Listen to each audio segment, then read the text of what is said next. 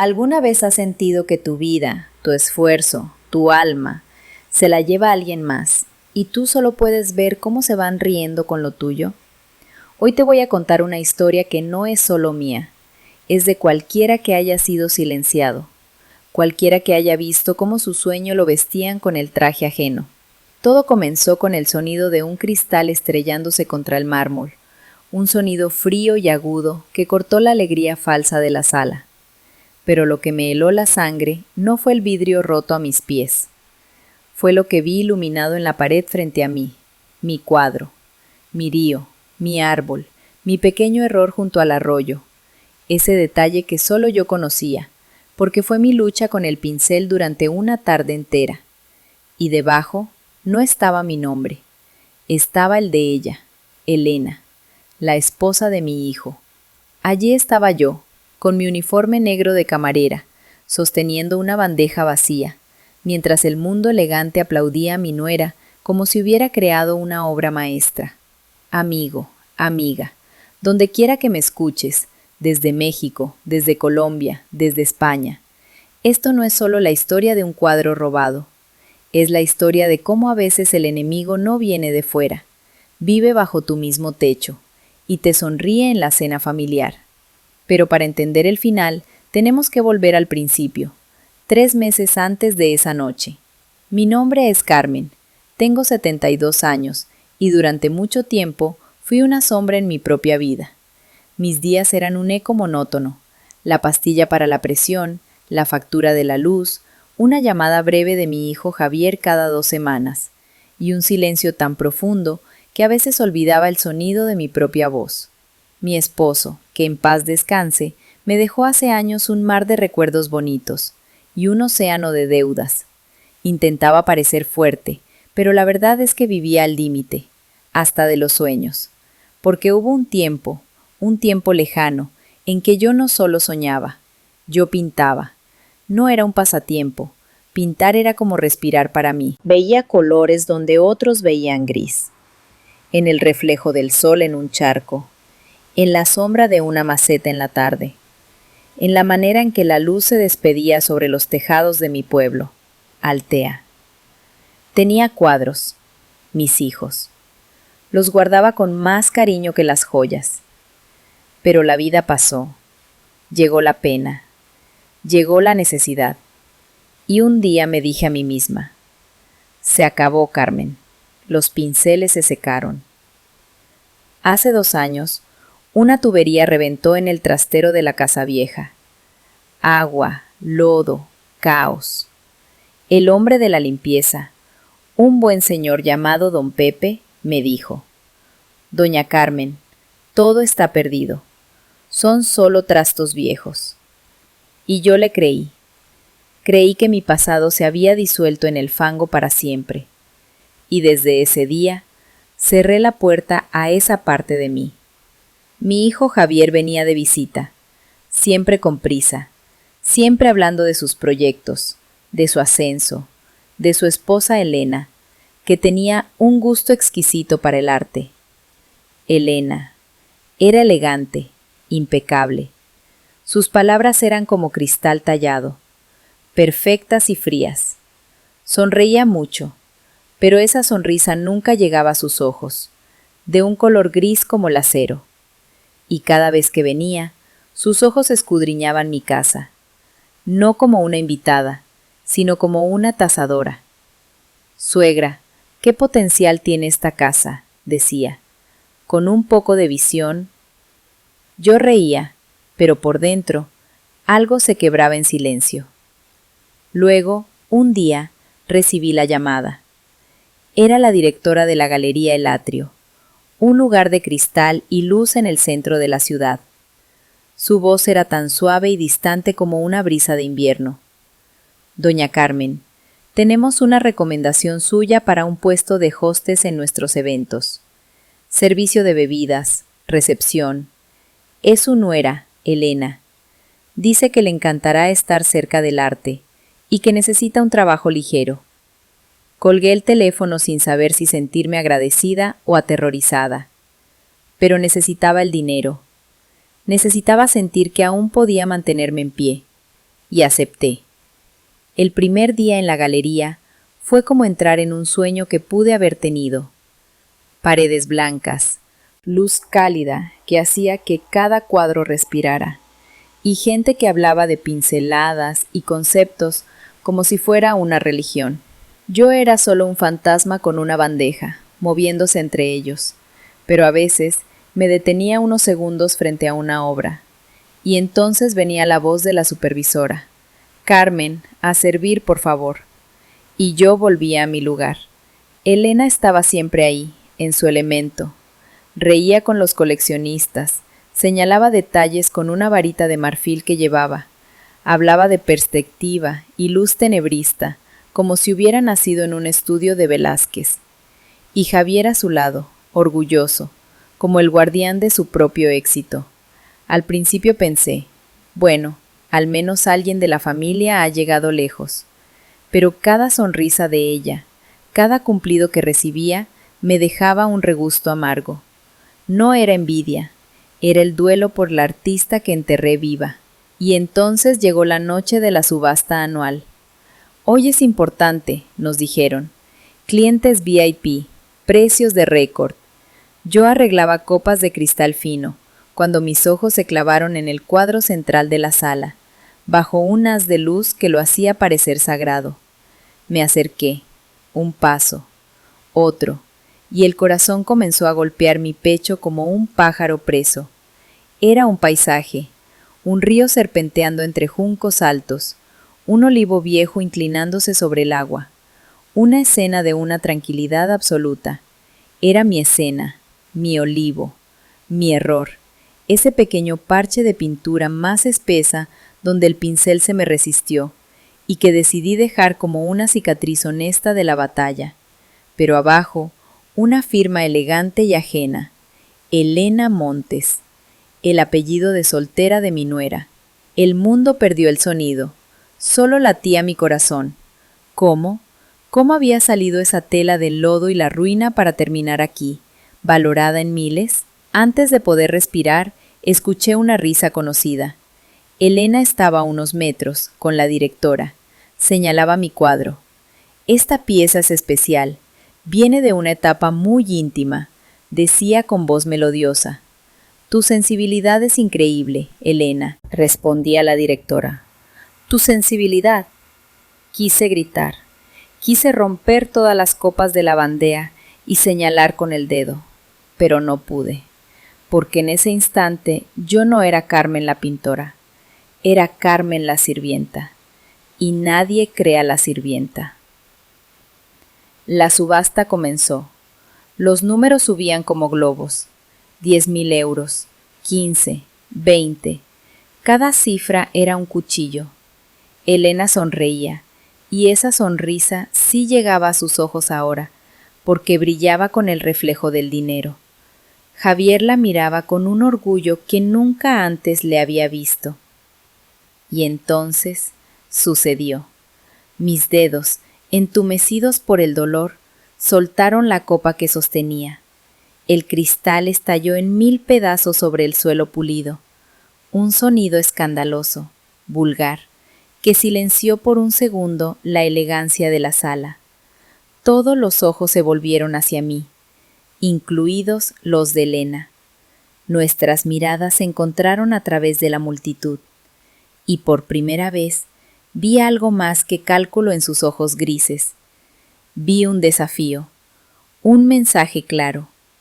¿Ya sabes? ¿Y qué vas a hacer? Me incliné, temblorosa, a recoger los vidrios, sintiendo que recogía los pedazos de mi propia dignidad. Un guardia de seguridad se acercó. «No se preocupe, señora, pasa a menudo». Asentí. ¿Cómo explicarle que lo que se había roto no era solo una copa? En la pequeña sala de empleados, sentada en una silla de metal, miré mis manos. Manos arrugadas que una vez sostuvieron pinceles con tanta seguridad. Creía que mi capacidad para la rabia había muerto, pero en esa habitación sentí nacer una furia nueva, clara, pura, como un fuego que no hace humo. Elena no solo había robado un cuadro, había robado mi nombre, mis años, mi derecho a ser vista, y antes de que el miedo pudiera detenerme, tomé mi teléfono y busqué un número. Don Pepe, el hombre de la limpieza. Don Pepe, soy Carmen, la del trastero inundado. Ah, doña Carmen, ¿qué hay? Una pregunta, don Pepe. Esa vez, ¿lo tiró todo? Un silencio incómodo crujió en la línea. Luego, una voz más baja. Pues, verá, mi sobrino, el Rafa, me ayudó. Él es un poco manitas. Dijo que quizás podía salvar alguna cosa. Se llevó un par de cajas. Mi garganta se secó. ¿Su sobrino Rafa es pariente de Elena Montes? Otro silencio. Más elocuente que 1000 palabras. Sí, señora, es primo de ella. Ella misma vino a buscar las cajas después, muy interesada. Ahí, en la fría sala de personal, con el sonido de la fiesta aún a lo lejos, la verdad se armó como un puzzle siniestro. No fue un descubrimiento casual, fue una cacería. Elena había olfateado el botín en mi tragedia, pero esto solo era la punta del iceberg, porque si había una caja, ¿cuántos cuadros más, cuántos pedazos de mi alma estaban ahora en sus manos, esperando ser firmados con su nombre? Al día siguiente no fui a trabajar. Fui a ver a una antigua profesora de la escuela de arte, la doctora Claudia, una mujer con ojos que veían más allá del lienzo. Le conté todo, con la voz quebrada. Le mostré fotos antiguas, borrosas, donde se veía mi cuadro en mi estudio. Ella las estudió con una lupa y luego me miró. Carmen, esto es grave. Esto es apropiación indebida y falsificación. Pero el sistema del arte a veces protege más al que hace ruido que al que crea en silencio. Necesitamos más. Necesitamos pruebas irrefutables. Me puso en contacto con un perito, un hombre meticuloso llamado Samuel. Examinó mis fotos y asintió. Podemos hacer un análisis, pero el cuadro original está ahora en una colección privada. Necesitaríamos acceso. El acceso era imposible, o eso pensaba, porque esa misma noche llegó un mensaje de Javier. Mamá, Elena está eufórica con el éxito. Ven a cenar mañana a casa. Celebramos.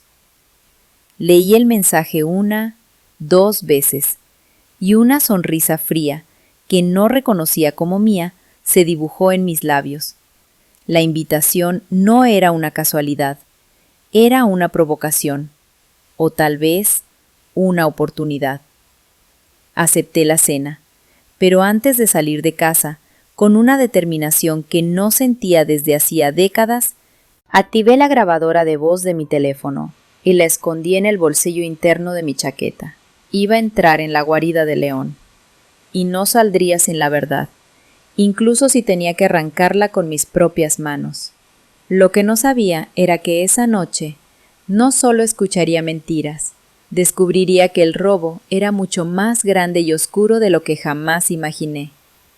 La cena fue un teatro exquisito, vino caro, comida delicada y Elena, radiante, hablando de su próxima serie.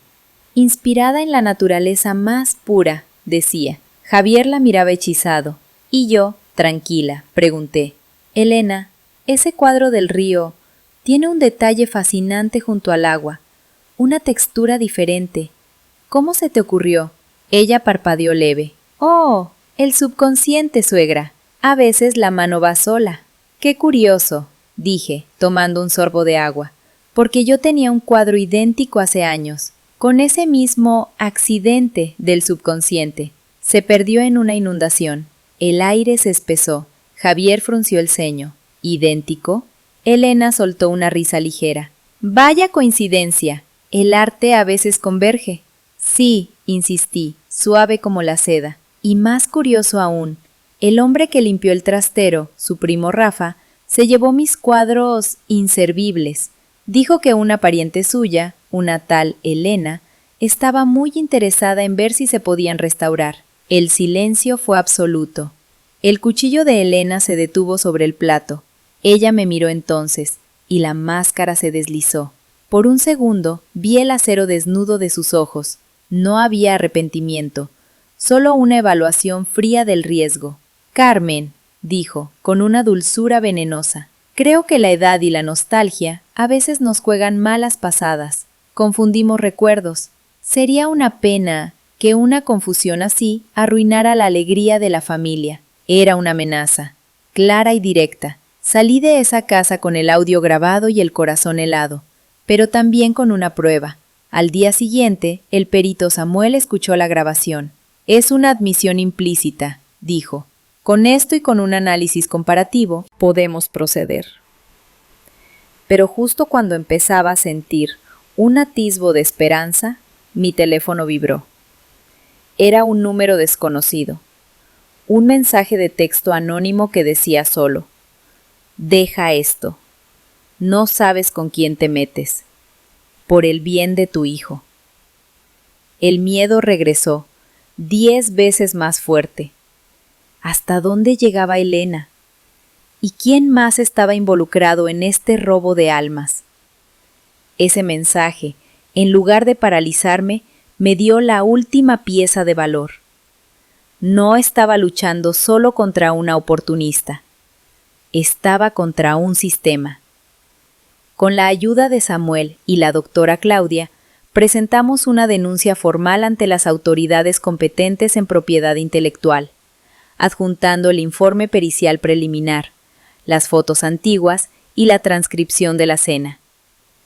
El proceso fue lento, un goteo de días ansiosos. Pero la ley, a veces, gira despacio, pero gira. Y entonces llegó el golpe maestro. Supimos por un contacto que Elena iba a presentar una nueva colección en una feria de arte emergente. Obra fresca y personal. Samuel, con un permiso oficial que consiguió gracias a la denuncia, acudió con un escáner especial de alta resolución. Y allí, colgadas con orgullo, estaban no solo mi río, también mi olivar al atardecer, mi callejón de infancia, 3 cuadros más con la firma E. Montes, fresca sobre la pintura curada por el tiempo. Bajo la luz especial del escáner, ante testigos de la feria y de la autoridad, la magia tecnológica reveló la verdad.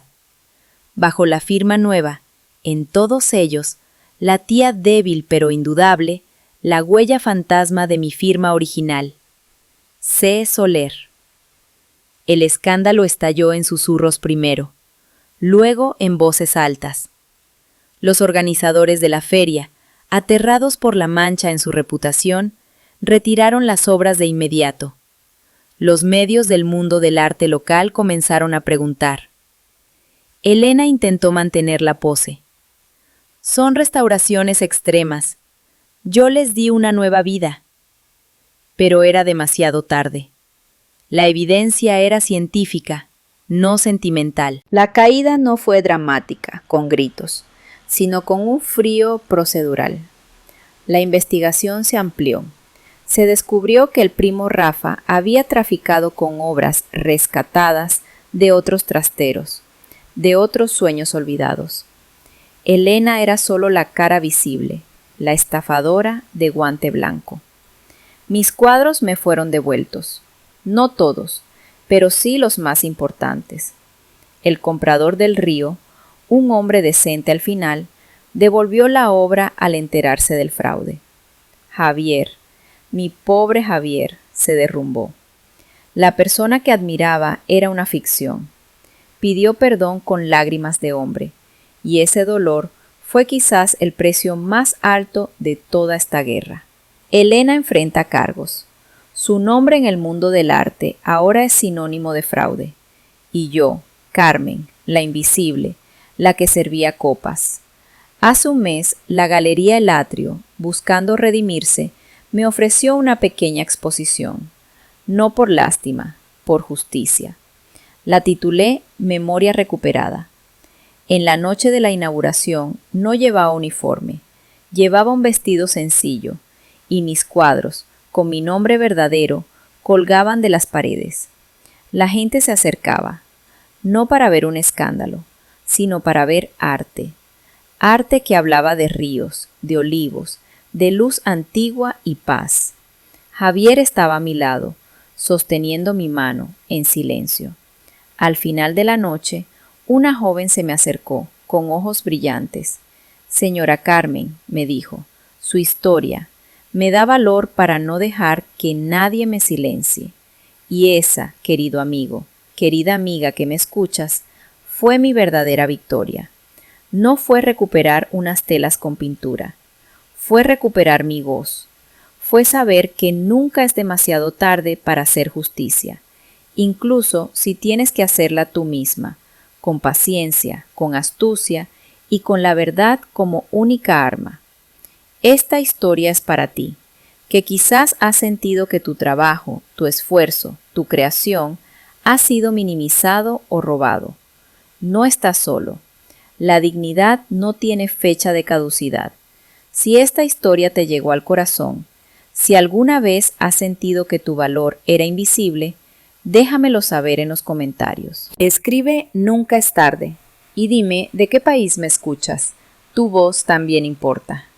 Y si crees en las segundas oportunidades, en que la justicia, aunque tarde, llega, suscríbete a este canal y activa la campanita, porque hay muchas más historias por contar, de coraje silencioso, de verdades que esperan su momento para salir a la luz. Historias de gente como tú y como yo.